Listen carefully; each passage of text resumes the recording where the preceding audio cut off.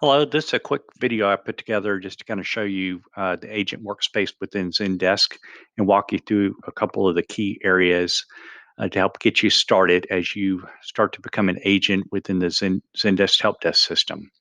The very first thing you'll notice when you get into the Zendesk workspace is that you are here in this home area.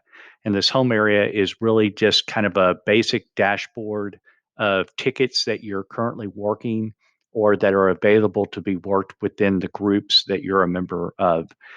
You can see that you can kind of hover over the ticket quickly to give yourself a little bit more information about what's going on within that particular ticket. And you can also click on the ticket to start working it from this space. The best way to do, though, to work within the system, though, is to go into your views. Within views, you have a little bit more granularity in terms of how you filter the tickets that you have available to you to work. And you can see here that unassigned tickets in the groups that I belong to as an agent, tickets that I'm actually working that are within that are assigned to me, different filters that you can actually use to see your tickets that are available to you or that you're working. There's also a capability of creating your own views that I'll go into in another video. And this is just a way to have a little bit more granularity, maybe sort things a little bit differently, and also play around with your columns that are available to you. What we're going to do in this particular video is go through your tickets that you're actually working. So these are my open tickets. And one of the things you can see is once again, you can hover over it and then just click on the ticket to actually start working the ticket.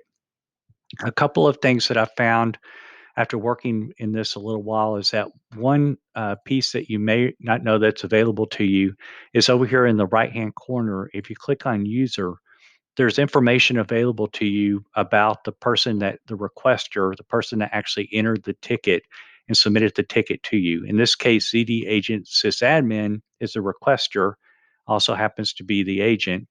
And this is that person's information, contact information.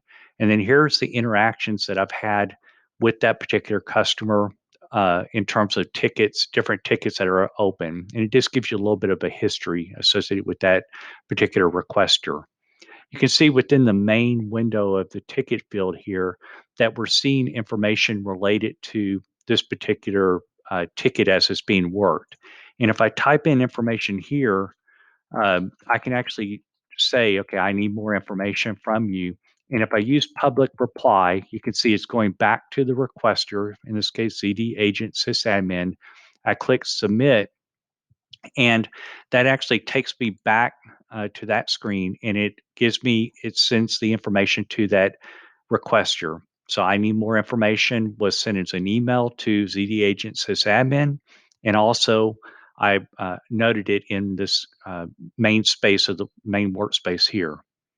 Another thing that's kind of a something I learned as I've been working through this is this close tab piece down here in the very bottom.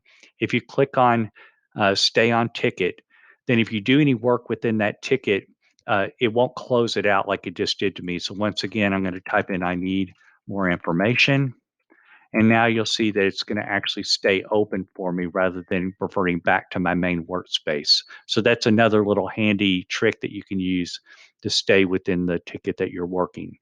If you wanted to, you could do an internal note.